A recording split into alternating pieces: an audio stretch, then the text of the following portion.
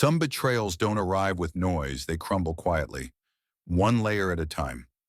Arnold Schwarzenegger hadn't tasted his family's apple pie in years. Not the recipe, but the truth it carried. And yet, one rainy afternoon in Scranton, he took a single bite and everything stopped. What should have been warm, familiar comfort tasted like something else, manufactured, hollow, and just like that, the investigation began not into a slice of pie, but into the heart of a company built on trust. Before we begin, tell us where you're watching from, and if this story speaks to you, don't forget to subscribe. He sat alone in the corner booth. No security detail, no assistant, just a plain brown jacket draped over shoulders that had once lifted championship weights and carried the hopes of millions.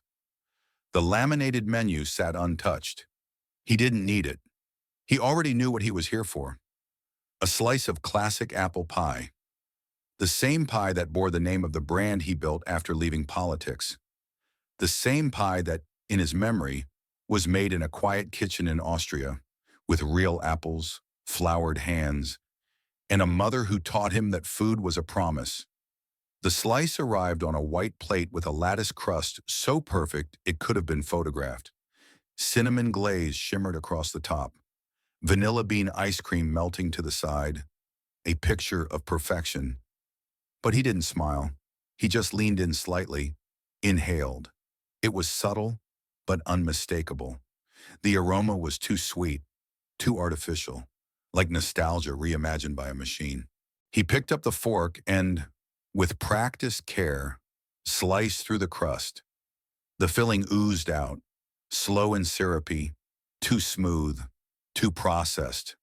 He knew this wasn't what it claimed to be, not even close. He took one bite, chewed, paused, and in that pause, everything he stood for trembled. The sweetness was hollow, metallic. There was no texture, no sliced fruit, just gelatinized goo clinging to a crust that had nothing to say. It tasted like a lie wrapped in sugar. He didn't speak. He didn't frown. He simply placed the fork down and lifted the plate gently. Underneath, tucked just barely beneath a folded napkin, was a small sticker. White, printed, Liberty Orchard Imports. His fingers froze. That name didn't belong here. That vendor was never approved. Not by the board, not by supply chain, not by him. Golden Hearth had two fruit suppliers, both legacy family farms, hand-picked for freshness and ethics. This was something else. He didn't call over a manager. He didn't cause a scene. He just stared at the label for a moment longer, then reached into his coat pocket and pulled out his phone. No social media post, no angry review, just one quiet photo. The plate, the pie, the label. Evidence. Then he looked around the store at the teenager behind the counter scrolling her phone, at the smudged glass display, at the flickering menu screen above the register. And in that stillness, he knew. This wasn't just a bad slice. This was a warning, and someone had just served it to the wrong man. The afternoon crowd trickled in slowly, just enough to keep the place from feeling empty, but not enough to hide what was broken. Arnold remained seated, back against the window, eyes calm beneath the brim of a well-worn baseball cap. No one gave him a second look. Just another man with broad shoulders and a quiet presence. Just another customer. That was exactly what he wanted. From this vantage point, he could see everything: the service line, the prep counter, the faded promotional posters curling at the edges. Nothing screamed scandal, but it didn't have to. The rot always started small. A teenager leaned lazily on the pastry fridge, tapping endlessly on her phone, oblivious to the smudged display case in front of her. A second employee emerged from the kitchen chewing something, wiped her hands on her apron, and went back without a word. The floor near the soda fountain was sticky. The trash bin overflowed with paper cups. No one noticed, or maybe they just didn't care. He watched as an older woman came in, asked about a senior discount, and was met with a shrug. No greeting, no thank you. No trace of the hospitality that once defined Golden Hearth. The brand was built on a promise: quality, dignity, and care. Three things that didn't cost extra, but somehow had disappeared from this room. He thought about his mother then. She ran her own cafe out of a cramped kitchen in Graz. No money, no staff, just hands that worked hard and rules that never bent. She used to say, "Quality is the dignity of the poor. It's what you offer when you have nothing else." Her voice came back like a whisper from the flower-dusted past. And for a moment, he almost stood up and left. But then he saw it, a clipboard left near the service counter. Untouched. Forgotten. The top page was an inventory sheet, weekly restock orders. He narrowed his eyes.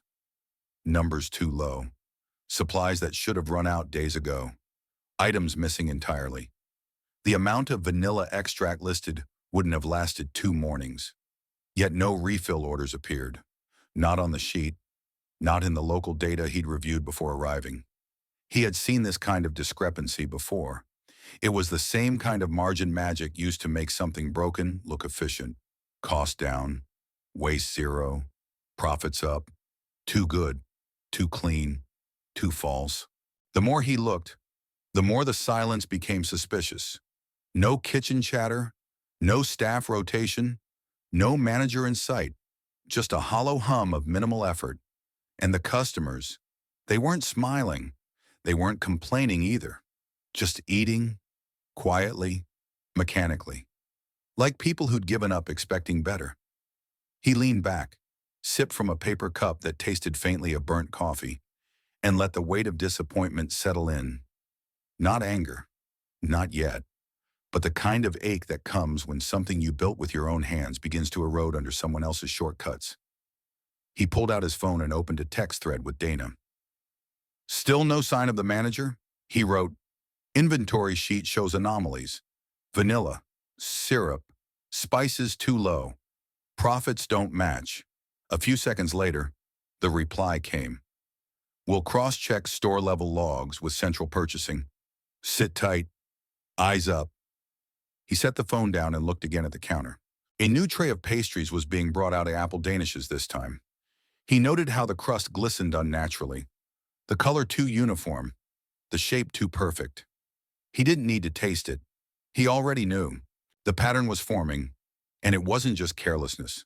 It was deliberate, systematic, hidden beneath routine and silence. That was always the danger, not when people shouted, but when they stopped talking altogether. When employees moved like ghosts, when customers stopped complaining, when mediocrity settled in so deep, no one noticed the walls cracking, except he did, and that was going to change. Because this wasn't just a bakery, it wasn't just pie, it was the reputation of every honest worker who ever put on the apron. And Arnold had worn that apron once too. He hadn't forgotten. He never would.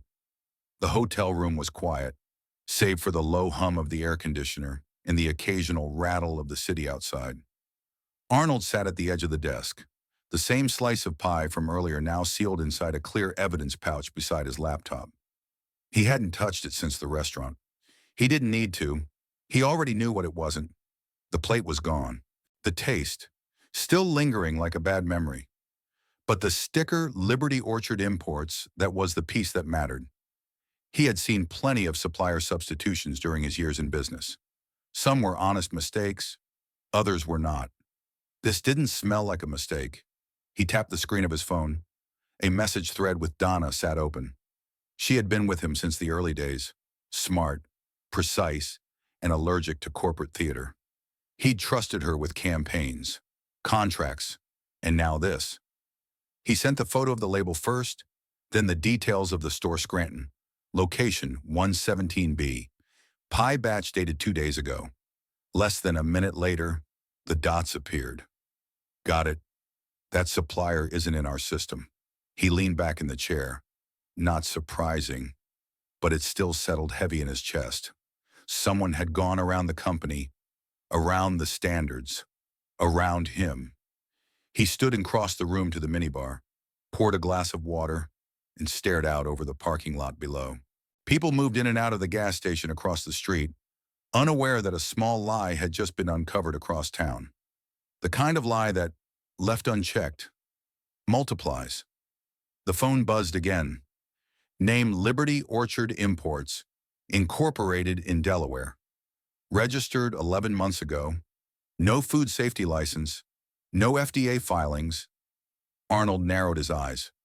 The timeline was tight, too new, too unvetted, too convenient. He typed slowly. Who's the registered agent? The reply took a few seconds longer. Charles Polson. Arnold didn't move. He didn't breathe. The name wasn't familiar yet, but the last name was. He waited. Any relation to Karen Polson? The answer came fast. Yes, her brother. He set the phone down. The room seemed to still. It wasn't just some faceless fraudster cutting corners. It wasn't a rogue supplier slipping through the cracks. It was family. A direct tie to the store's management. Karen, the same woman whose file he'd reviewed weeks ago. Clean numbers. High profits. Unusually low costs. And now, a brother with a shadow company piping in substandard ingredients under the radar. This wasn't a shortcut. It was a system. He walked back to the desk and opened his laptop, pulled up the franchise agreement. Section 4.6.3, approved vendors. Substitutions require prior written authorization. No exceptions. Violations subject to audit and immediate review. He knew the wording by heart. He wrote it. A few clicks later, he opened the original vendor list for the Scranton location. No Liberty Orchard. No third-party imports. No gaps. On paper, everything looked clean. Too clean.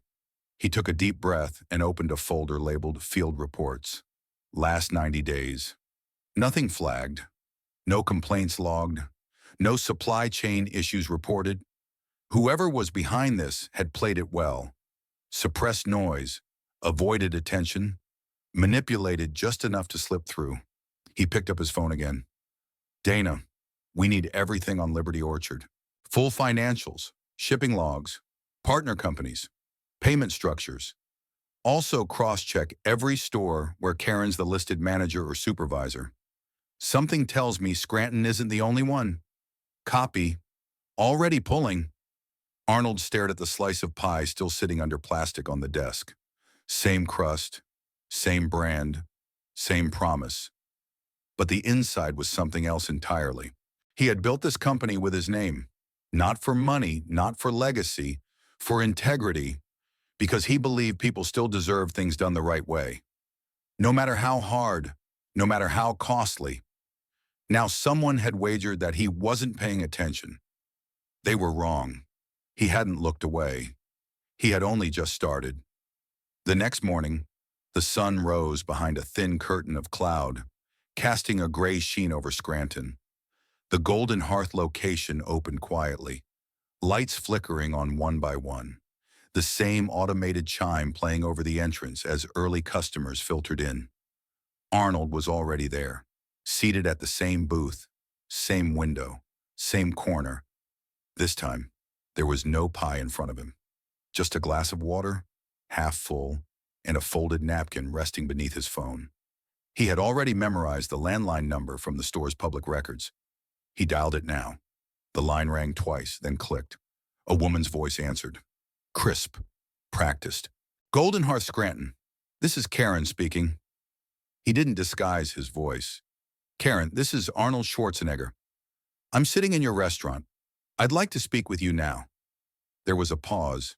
Not long, but long enough for him to hear the sharp inhale. Excuse me, I'm at table 4 by the window. You've just served me a pie with a filling from Liberty Orchard Imports. I don't believe that's an approved supplier. Come join me. He could see it through the frosted glass office window. Her body tensed. The receiver clutched tighter. Then her eyes scanned the dining room. They landed on him. Her expression froze. Recognition hit like ice water. Of course, Mr. Schwarzenegger. Right away. He ended the call and returned the phone to the table. He didn't move. He didn't touch the glass. He waited. A minute passed. Then 2. The office door opened with a faint creak. Karen stepped out. Her cardigan buttoned perfectly, her hair in place, face composed like someone walking into a press briefing. To anyone else, she looked like a manager responding to a customer. But Arnold had been in enough boardrooms, interrogations, and ambush interviews to read past the posture. The shoulders were too tight. The smile never touched her eyes. "Mr. Schwarzenegger, what a surprise. If we'd known you didn't," he said flatly. "Sit." She obeyed, sliding into the booth across from him, stealing a quick glance toward the kitchen. Several employees had paused mid-task. One whispered something to another. Motion slowed. Air thickened. He slid the plate toward her. The half-eaten pie, the same one from yesterday. "Take a bite." She blinked. "Sir, that pie." "Take a bite. You tell me what you taste." Karen hesitated, then picked up the fork. She cut a small piece, brought it to her mouth, chewed slowly, too slowly, buying time, calculating. "Well," Arnold asked, "it's a little sweeter than usual." "Maybe, but our batches vary." "No, they don't," he said. "Not if they're made to spec, not if they're made with the filling we've used since 2008, and certainly not if they're made with fresh apples, which this isn't." Her hands tightened in her lap. "I can assure you, Mr. Schwarzenegger, we maintain Golden Hearth standards in every aspect." He reached into his pocket and placed the Liberty Orchard label on the table between them. "Then explain this." Her eyes dropped to the slip, froze, then slowly lifted again. "We've had some supply delays recently," she said too quickly, "especially with inflation on produce." Liberty Orchard offered a short-term solution at a competitive rate, without authorization, Arnold said, without updating the vendor system, without informing corporate. It wasn't meant to be permanent. I was going to file it once things stabilized. He said nothing. Let the silence stretch. She shifted. It was either that or delay orders. "I made a call." "The right call. The right call," he echoed. "To override procurement, to replace our core product, and to conceal the change entirely." She leaned forward now, her voice lowering, harder. "You think it's easy out here. Corporate sets impossible standards, expects miracles on thin margins. Customers don't care. They just want cheap and fast. So yes, I found a workaround." He nodded slowly, calm, controlled. "You found a shortcut, one that put your brother's company on the inside, one that hid behind falsified invoices and silence. That's not a workaround. Karen, that's fraud." She opened her mouth, closed it again. Words wouldn't help her now. Not with that name on the label. Not with that taste in her mouth. Arnold picked up the slip and slid it back into his pocket. "We'll be testing all products today. If there's anything else I should know, now is the time." Karen straightened. "I'd prefer to speak with counsel." "That's your right." He stood slowly. "And Karen." She looked up. "If you've built your numbers on lies, you'd better hope they hold better than your pie filling. Because I'm not just here to audit a product. I'm here to dismantle a cover-up. And you just confirmed it exists." The hotel suite smelled faintly of brewed coffee and stale printer paper. Arnold stood at the window, arms crossed, staring out at nothing while the pie sample sat in a sealed container on the table behind him. The label was still tucked inside, crinkled but legible. Liberty Orchard Imports. It had only taken one bite for him to know something was wrong. Now, it was time to prove it. A knock came at the door. He opened it to find Dr. Elena Mee, the lead food scientist from Golden Hearth's internal quality team, wheeling in a sleek black case that looked more like hospital equipment than anything meant for pie. She nodded once, expression sharp. "I assume this is urgent." He gestured to the table. "It's not just off-brand. It may be dangerous." She unpacked the case in swift, practiced motions, sterile gloves, slides, a portable spectrometer. Arnold didn't interrupt. He knew her rhythm, knew when silence helped. She carefully removed a small portion of the filling and placed it on a slide. The machine came alive with a soft hum, its screen flashing data in pulses. "What are we comparing this to?" she asked without looking up. "Recipe 3.7, he replied. "The original, no synthetics, real fruit, no high-density preservatives." She tapped on her tablet. Baseline loaded. They watched. For a few moments when the room was filled only with the hum of analysis and the ticking of the wall clock. Then the screen beeped. Elena turned it toward him. Two graphs side by side, one green, one red. "You don't need a lab coat to see this," she said. "Protein ratios are off by 38%. Natural sugars replaced almost entirely by corn-derived glucose. And here," she pointed, "this compound carboxymethylcellulose, it's banned in food service for children under 12. Arnold said nothing. His jaw tensed, just slightly. Bottom line. She didn't hesitate. "This isn't food. It's chemistry, molded to look like pie." He let that sit in the air, not because he didn't understand, but because he did, better than most. He turned toward the table, stared at the pie now exposed under harsh hotel lighting. It looked harmless, familiar, but it was a mask, and behind it, something far more rotten.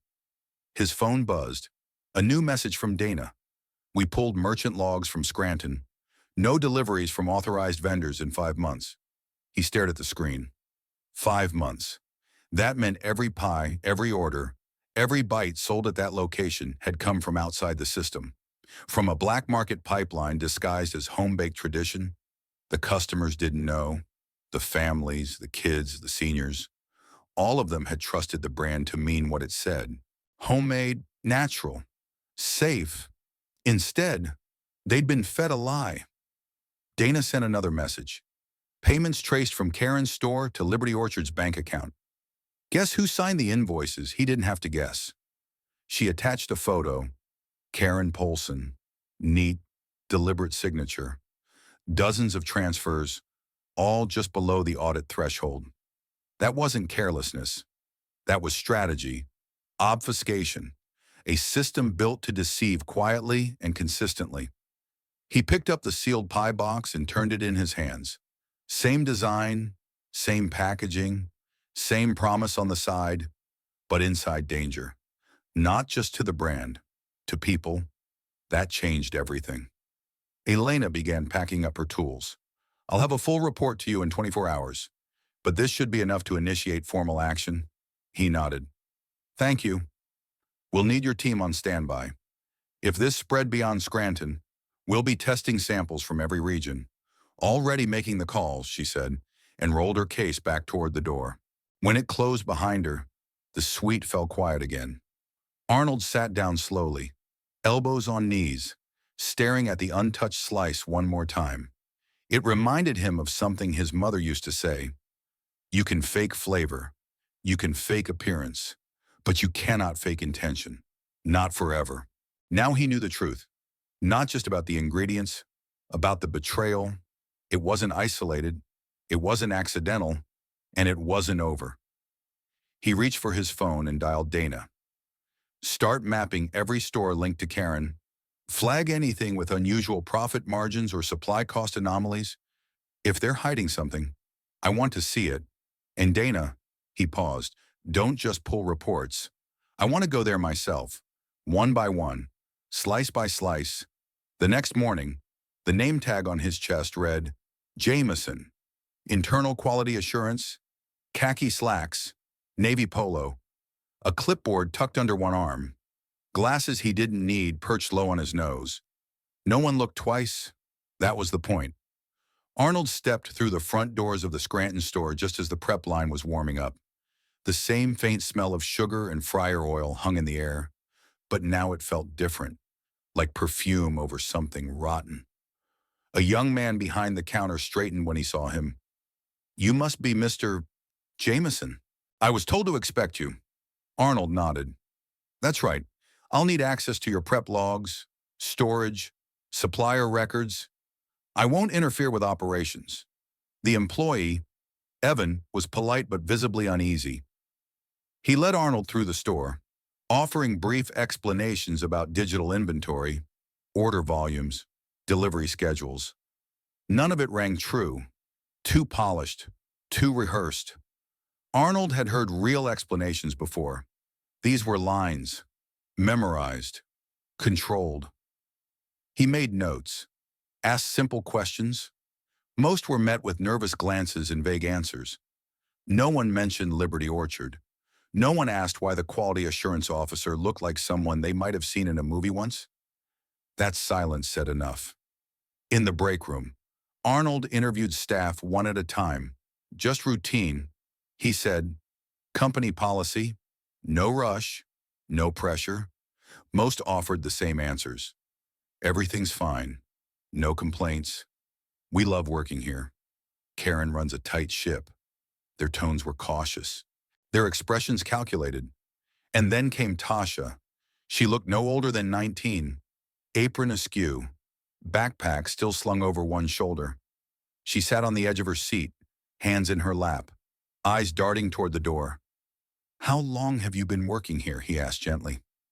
3 weeks, she said. First job, he nodded. And the training, everything as expected. She hesitated. I guess so. I mean, I don't really know what to compare it to. He lowered his voice slightly. Tasha, anything you say here stays with us. These interviews are confidential. We just want to understand how things really work. Her fingers tightened around the strap of her bag. Miss Polson, she has ways of finding out if someone talks. Arnold kept his expression neutral. What do you mean last week? She had us all sign these forms, said they were confidentiality agreements, but they didn't feel normal. No talking about vendors, no social media, no telling customers about ingredients, not even family. He paused mid-note. And what happens if someone does? Tasha looked away. There was this guy, James. He used to work back of house. Said something about the filling tasting weird. 2 days later, he was cleaning the bathrooms and got dropped to 4 hours a week. Then he just stopped showing up. Arnold nodded slowly. You ever see the deliveries yourself? Tasha nodded. Tuesday and Friday mornings. White van. No logo. We're not allowed in the kitchen when it arrives. Karen handles it alone. The image was coming into focus. Not just a fraud, a machine. Protected by silence. Reinforced by fear. Karen hadn't just changed suppliers. She'd built an entire shield around the lie. Intimidation, control, isolation. And the staff had adapted, learned to survive inside it. His earpiece clicked on softly. Dana's voice, quiet, urgent. You're going to want to hear this. We've identified 12 other locations using Liberty Orchard. All of them report to Karen in some form, either directly or through a supervisor she hired. All show unusual cost margins. All clean on the books. Arnold's grip on the pen tightened. 12 stores, not one rogue operator.